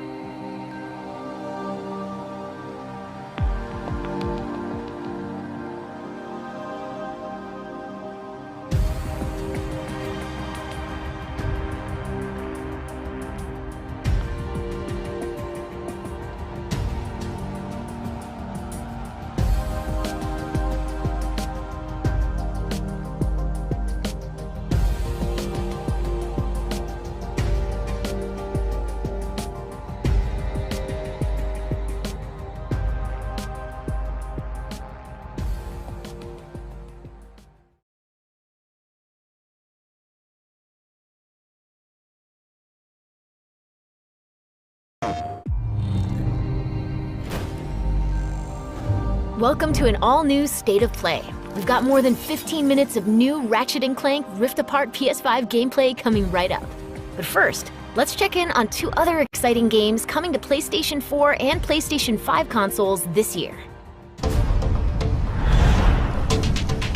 Made it to 4546B. Landing was a bit rough, but I don't think they spotted me. Hi, I'm Jeff, audio producer at Unknown Worlds. Set 1 year after the award-winning original, Subnautica Below Zero plunges players into a frigid underwater adventure in search of answers. Here, the native wildlife above and below the surface might consider you a tasty treat, assuming you don't become an ice pop first. The previous research crew has vanished, including your sister. This was Sam's necklace. She never took it off. To uncover the truth, you'll need to get crafty, building tools and shelter for your survival. But even that may not be enough. I told you to stay off my land. With the PS5 DualSense controller, every icy shock feels like it's being sent right into your hands. The haptic feedback system allows you to feel each adrenaline-filled chase and provides visual and audio cues as you use resources, encounter key game moments, or get into situations where it's probably best to run. By the time you squint to see what's ahead, it may already be too late. Fortunately, when you play Below Zero on PS5, players will get a crystal clear experience with up to 4K graphics, targeting 60 FPS when in performance mode. And if you already own a physical or digital version of the first Subnautica on PS4, you'll be able to upgrade to the digital PS5 version at no additional cost. We hope you're as excited as we are to dive into the world of Subnautica Below Zero when it launches on PS5 and PS4 on May 14th.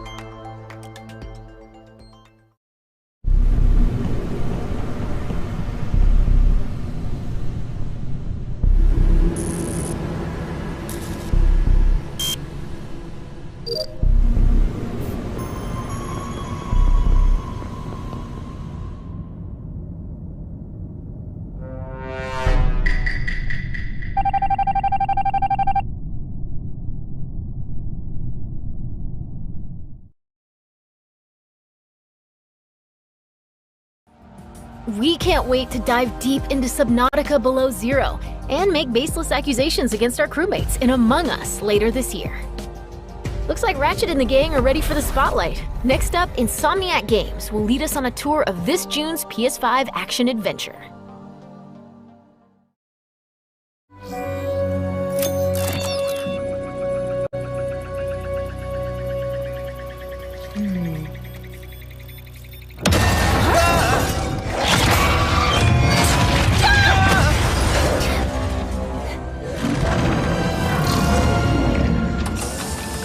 Missing infobot located. Initiating retrieval.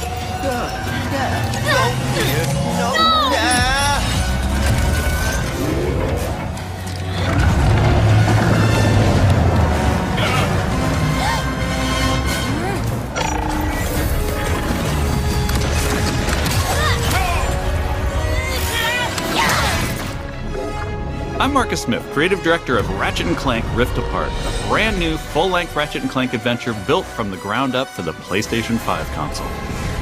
Today we're going to introduce you to some of the gameplay, characters, and arsenal of Rift Apart. Whether you've played every game since Ratchet & Clank's debut, or you're brand new to the series, Rift Apart is a standalone adventure that you won't want to miss. Let's get into it. Oh. Clank? Clank? Lombax? What is this place?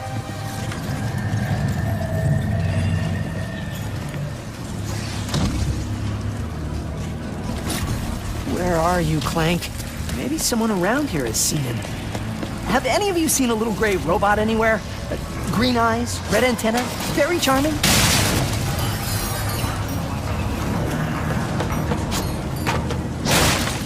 Ratchet has been separated from his best friend and partner Clank, and is now in a new dimension in a mysterious urban sprawl called Nefarious City.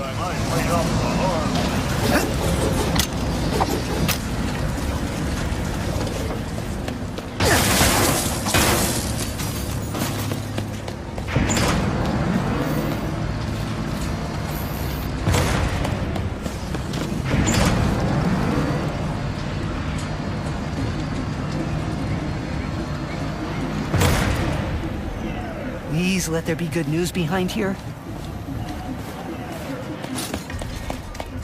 Ratchet quickly finds out that in this dimension, Dr. Nefarious is a much more capable villain.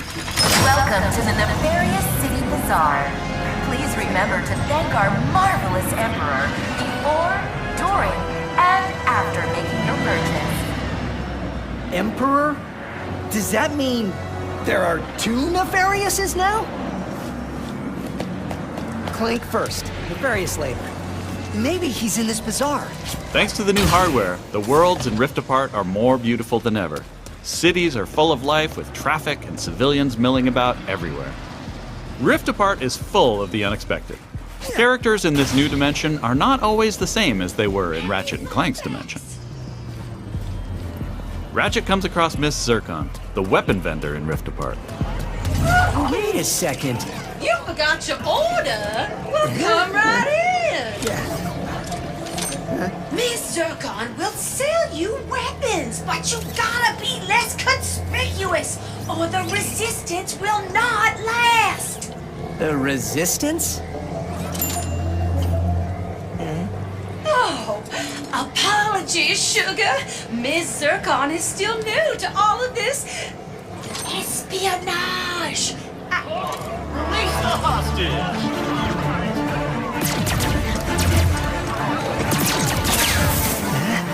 Clank has been taken by a mysterious new Lombax named Rivet. Clank! No.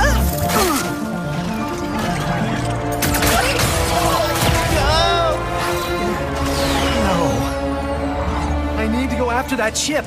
How can I get off planet? It's a test. Only royal starships are allowed to leave. Anything else? No. Phantom can help. Just follow the beat to Club Nefarious and you will find him. Club Nefarious, got it. Oh, and nice work, Secret Agent Zircon. This is so exciting. Club Nefarious shouldn't be hard to miss. Better look around.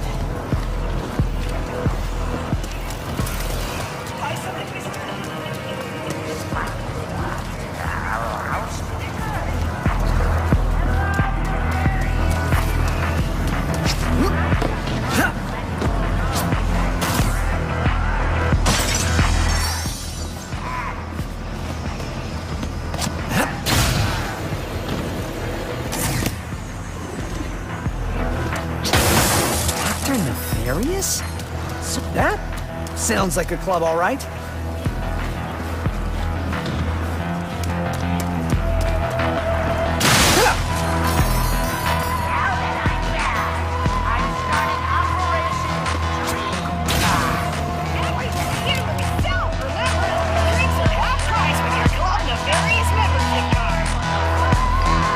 Come on, Phantom, where are you? Once Ratchet finds Phantom, he learns a couple of new moves.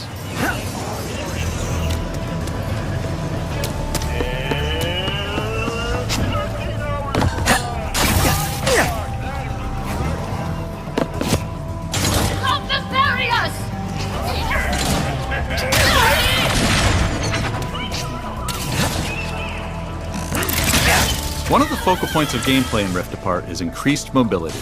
Ratchet can now dash and wall run to traverse levels.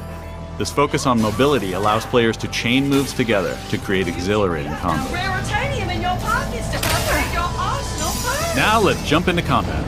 The Nefarious Day Spa. If you can distract these troopers, I'll hack Nefarious's propaganda blimp and give this city a message it'll never forget. Looks easy enough.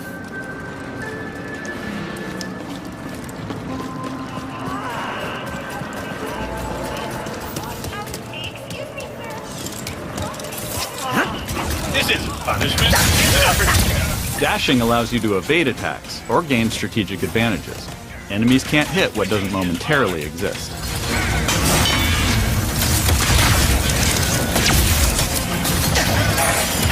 Dimensional tears in the world allow you to use the Rift Tether, another new traversal mechanic to instantly pull yourself across battlefields to escape or flank enemies. Weapons in Rift Apart utilize the power of the DualSense wireless controller's adaptive triggers and haptic feedback to allow players to really feel the power of their arsenal. For example, with the burst pistol, players can pull back the trigger partway to peck out accurately placed single shots.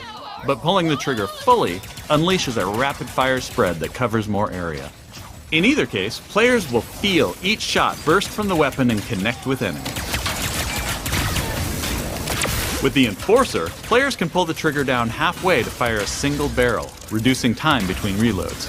Or pull the trigger fully and unleash both barrels with a devastating close-range attack.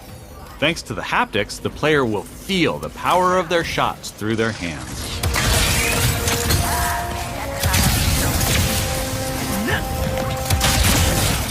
Let's move ahead a little bit.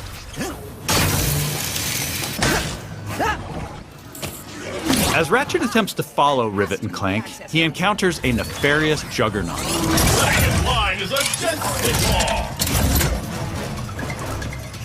Where did you even come from? Please stand still.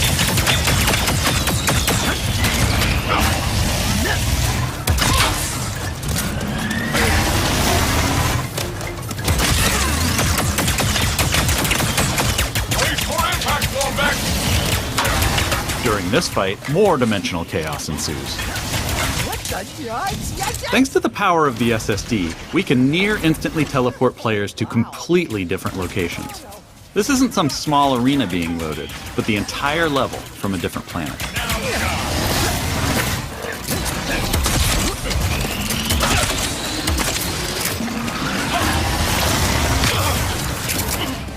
Let's jump over and see what's going on with Rivet and Clank.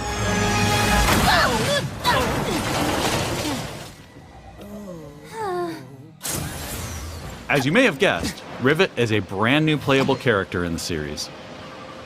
Where are you taking me? I was gonna take you to my hideout, but first I gotta rescue my friends at their gelatonium factory.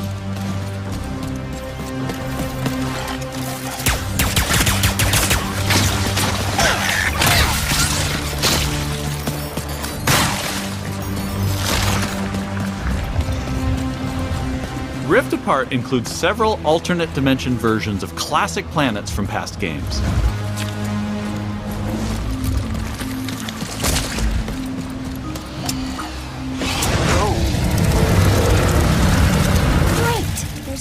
Did we mention how stunning and alive our worlds are? Thanks to the power of the PS5 and the 3D audio, we've been able to create alien planets with an immersive density like never before. Let's check it out. Speedles, yeah. That's why I'm gonna ride one. As soon as I can get close enough. Back to Ms. Zircon, the weapons vendor. Whoa. This wasn't what was in my account last time. Oh, that is because I added our mutual friend on Nefarious City. Okay. In Rift Apart, you get to play with an explosive new arsenal, as well as a few returning classics. You will be missed, sweet thing.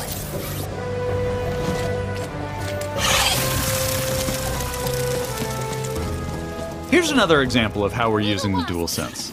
With the Topiary Sprinkler, players will feel resistance in the trigger as they prepare a throw of this garden grenade. Once on the ground and spitting out its rapid growth plant fertilizer, players will also feel when enemies have been topiaried and are ready to be trimmed down.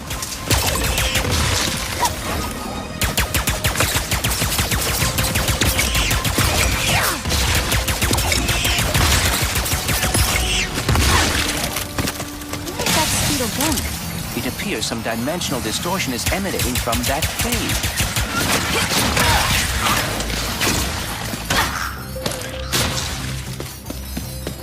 In addition to rift tethering and dimensional shifts, there are also many pocket dimensions scattered throughout the game.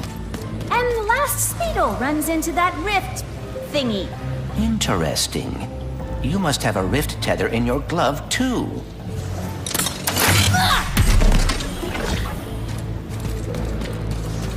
Alright, Smarty Bot. What is this place? A dimensional pocket? Perhaps a symptom of the Dimensionator's destruction. How do you come up with this stuff?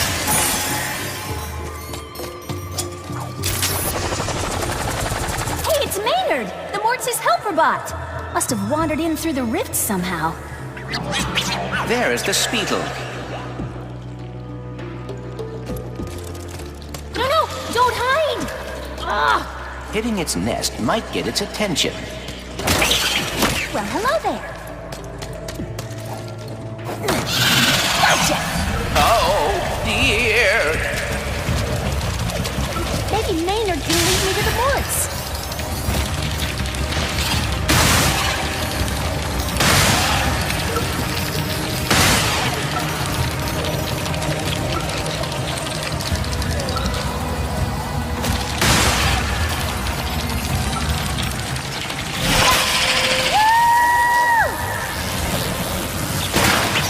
If we could get away from this acid. Come on, Maynard! Let's find the Morts! Riding Speedles is one way of traversing Sargasso's acid swamps, and to do so quickly. Excuse me! Look out! I got it! See? Sometimes I don't crash. Stop! There's the gelatonium factory. Coming, Morts. We didn't follow that Lombax and his Robo-Pet across dimensions just to get stopped by some fuzzballs. So you got like 9.5 seconds to tell us where they're at. 1. Hang on there now! If you watched our previous gameplay demo, you may recognize the Goons for Less. This rebranded gang has been hired by Dr. Nefarious to attack Ratchet and Clank, and are now also trapped in Rivet's dimension. Here's another new weapon. The Shatter Bomb is a frag-type grenade that deals a lot of damage to your foes. With haptic feedback, each explosion feels incredibly impactful. You can find a Lombax. Where are these doofuses coming from? Perhaps they were sucked through the dimensional vortex as well.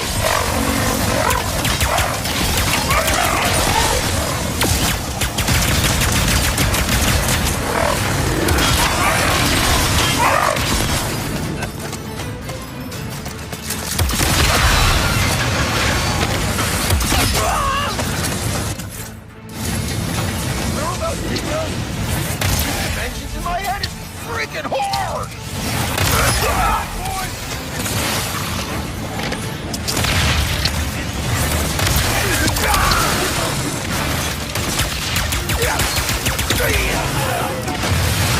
This is just a small taste of some of the early gameplay in Rift Apart, but there is so much more.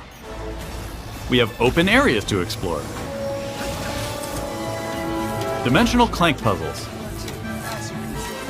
Glitch challenges. Arena challenges. Aerial combat. Gold bolts to collect. Pocket dimensions to explore. Armor to obtain and use in the first ever Ratchet and Clank photo mode.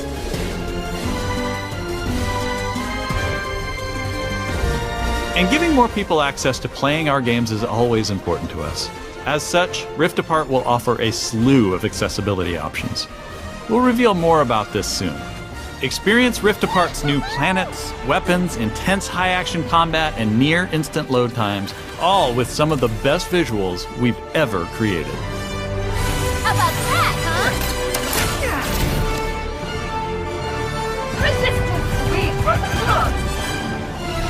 These rifts are getting out of hand. On behalf of all of us at Insomniac Games, thank you for watching. We'll see you in the Omniverse on June 11th. That's our show. We explored the depths of an alien ocean, got a first look at Among Us on PlayStation, and zipped across space and time in Ratchet & Clank Rift Apart. Thanks for watching. We'll see you again soon.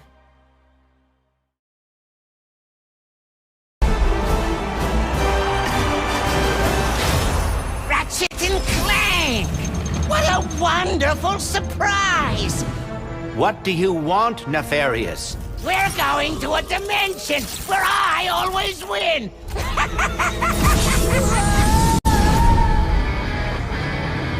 Clank? Where am I? A Lombax? Who are you? I'm Rivet. Let's go for a ride. Wait, I have to find my friend.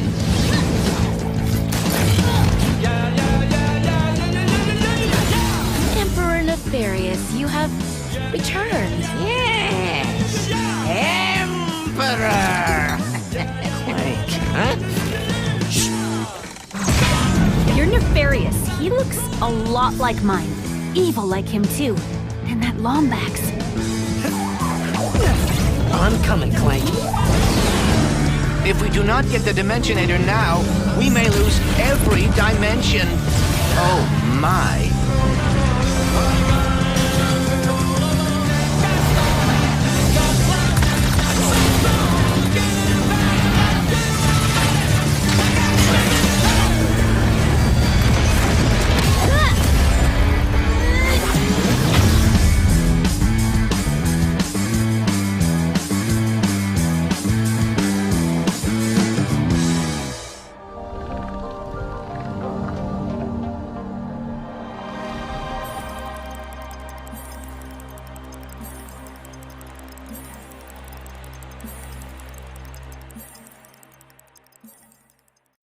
PlayStation